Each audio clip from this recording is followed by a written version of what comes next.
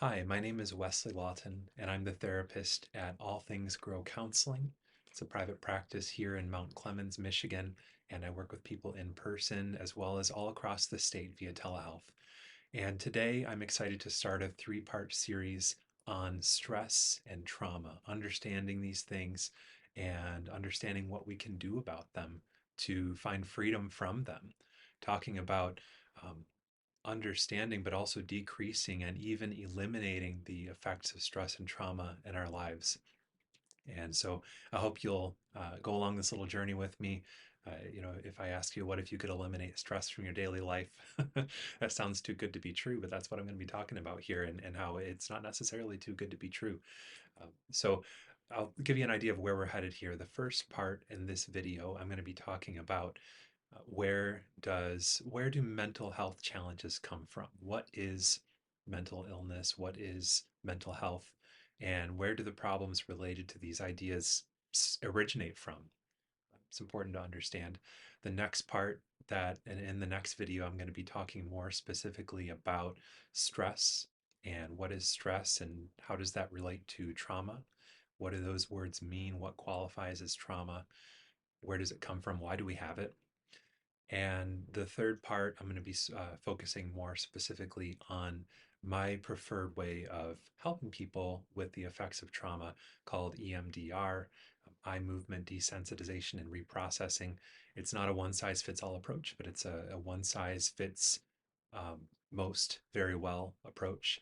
And I find it to be really helpful and effective with my clients. And so I want to talk about what that is, why it works as well as it does, why I do it, and just give you kind of an overview of that so you can get familiar with that. So I won't spend too much time talking about those things today. Today I want to talk about where do our mental challenges come from.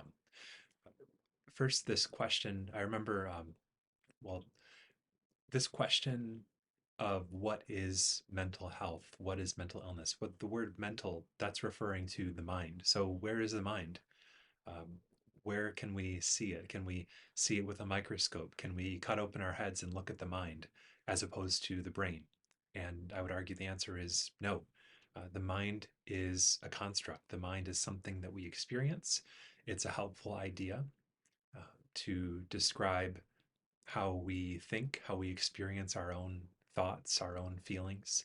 So that's kind of an interesting place to start, is that the mind doesn't even necessarily truly exist in any measurable scientific way.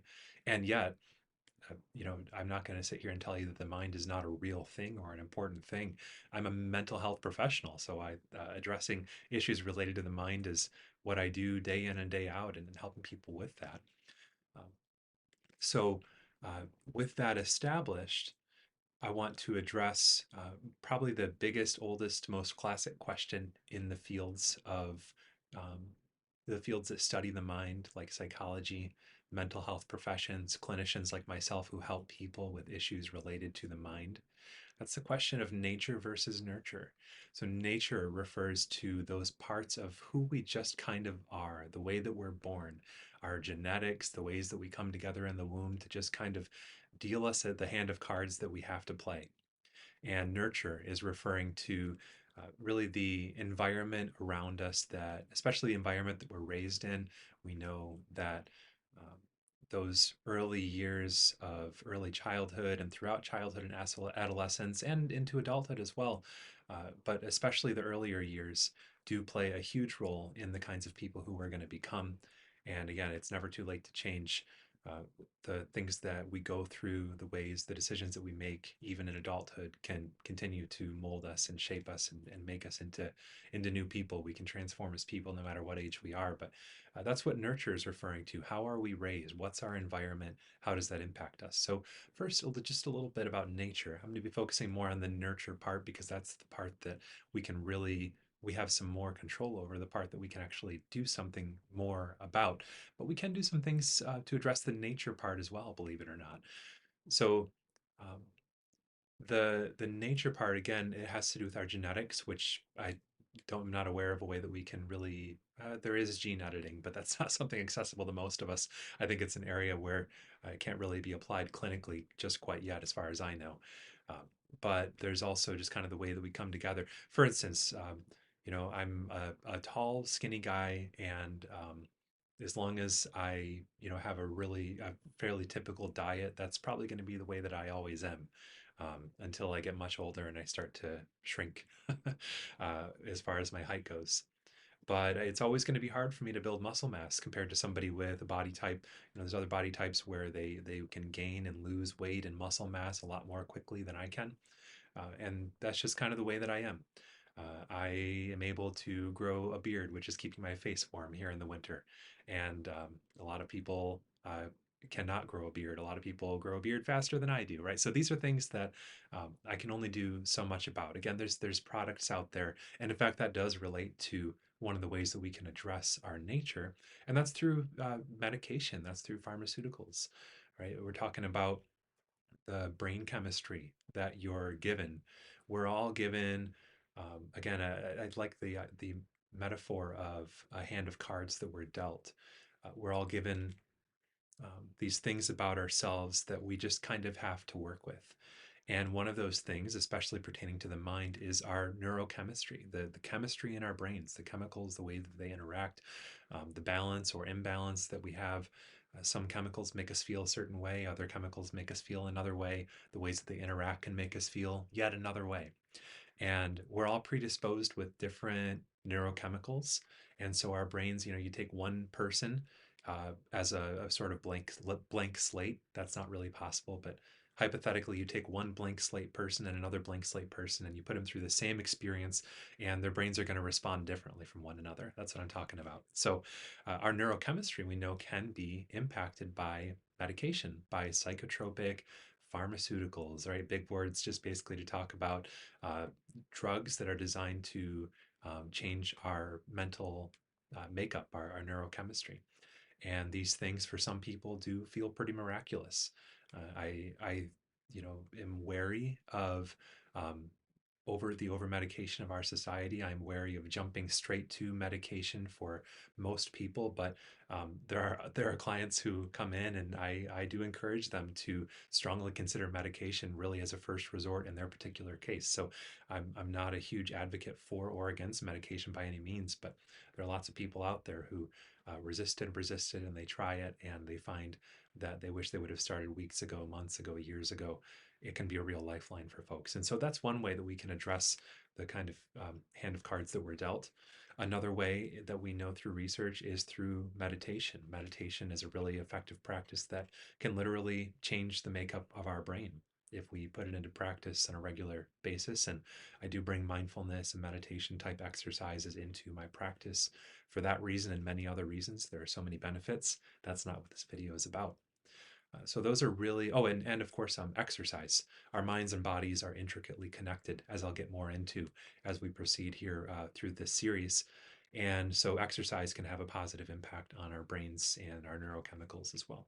So those are really the three main ways that I'm aware of to impact the nature piece. And really, those are kind of nurture things too, because those are decisions that we're making. Those are changes in our environment. If we existed in a world without medication, well, medication wouldn't be an option. And so that is a nurture piece that can affect the nature side of things. Let me spend time on the nurture piece. That's the side that I am most interested in because that's more within the realm of our control.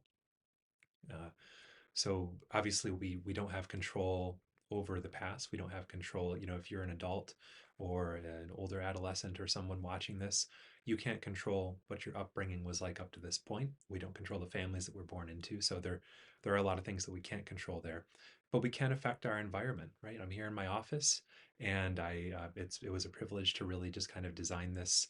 I had in mind what I wanted it to look like, and here I am. So that's literally controlling my environment. And there are lots of other examples. You have some control over what kind of car you buy, over the clothes that you wear, over your partner that you choose, or your community that you connect with. These are all things that you have a lot of control over with your decisions. And I believe that when it comes to mental health and mental illness, the kinds of challenges that people have when they're seeking therapy, when they're seeking help from some kind of mental health professional, when they're seeking even the medications that I was referring to earlier, the kinds of problems that they're trying to address often stem from things that they have been through, difficult things that they've been through that overwhelm their brain, their nervous system, um, their their central nervous system, the ways that their mind and body communicate. Our minds and bodies um, want to be healthy, right? We get a cut and we expect that cut to heal. We get a cold, our body tries to fight it off. And of course, this isn't a perfect concept because there are diseases that our bodies, they do respond to them, but they can't necessarily fight off. I worked in hospice for a number of years. I'm aware of terminal diseases. But our bodies do respond to threats and they want to keep us safe. They want to keep us alive. They want to keep us healthy. Um, and so that's true of our brains as well. And we naturally will, our bodies and minds will try to respond to stressful experiences. People go through extremely stressful things quite often. And um, those are kind of difficult experiences that they survive and then they move forward with their lives and they think back on it as an unpleasant memory and nothing more. And that's because their brains have done an effective job of kind of categorizing and thinking of those experiences in an integrative, adaptive, healthy way that will allow them to move forward effectively with their lives. But a lot of times that doesn't happen. A lot of times things happen that stress us out so much that our brains and our nervous systems can't really handle them in that moment and can't handle them in the moments after. And so that stuff gets stored away and negatively affects the ways that we see ourselves and that we see the world around us, that we see our relationships. It affects our beliefs, our thoughts, and our feelings. And we carry those things with us, and they cause us to respond to daily life in ways that are not adaptive, in ways that don't work out as well for us, the kinds of things that we try to change through therapy and other means. So that's the biggest piece of nurture that I want to address. Um, that the mental challenges, the mental illness, if you will, that we experience, I believe, there's this idea of neuroplasticity. Just to kind of wrap up this conversation of nature and nurture, neuroplasticity is really the way that people in the neurology field and the people helping fields understand the brain in the nature versus nurture debate, that it really is both, right? And that seems to be the answer to so many things in life. It's like, well, it's a little bit of both. It's nature and nurture combining. It's like you have your hand of cards that you're dealt. That has a big impact on who you are and who you become and what you're capable of and what you're not capable of and how you go about doing things. But then how you actually play those cards and the people who you play the game with, so to speak, those things also have a huge impact on how things play out, have a huge impact on who you become and the decisions that you choose to make.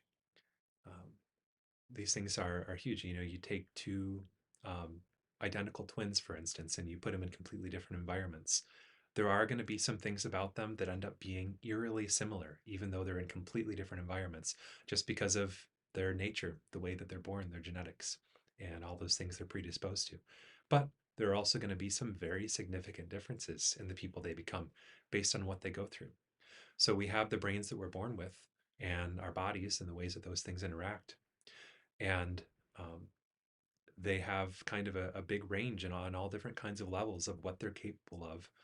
And so we do have quite a bit of control based on our choices, and also it depends a lot on how we're raised and our environments and everything over the kinds of people who we become and the kinds of the quality of life that we get to experience. It's the nature playing out through the nurture. That's essentially neuroplasticity. Our brains can change. And by the way, neuroplasticity, again, does continue into adulthood. So no matter how old you are watching this, you can change the way that your brain works and make it more functional for you. You can make it work better. You can respond to life's stressors more effectively. So, to really be direct about the main point here, uh, when we talk about mental illness, mental challenges, a lot of times we jump right to what's the solution? How do I fix this? How do I help this? But one thing we can do to lay the groundwork for doing that effectively is to ask the question of, well, where did that come from? Is that just kind of something that you're born with? Is that because of something that you've been through? Is that something that just kind of arose spontaneously? What is that? Is that a neurochemical imbalance in your brain? We can see neurochemical imbalances in people's brains, but I would argue that a lot of times that's just sort of the sign. That's not the um, the origin of the problem, right? That's the symptom. That's how we can see that something is off, but it's not necessarily the cause of the problems that we actually experience in our daily lives. Um, and so I believe pretty firmly that 90+% of the mental challenges that my clients are facing are related to difficult things that they've been through and the baggage that they carry related to that. Um, and so we're going to get more into that next time, talking about stress, distress, eustress, and also how that relates to trauma. Uh, so I know that this may not be the most practical video that I've ever done. I hope that you found some concepts in this helpful, and I hope that you will stay tuned for the next part in this series. Thank you.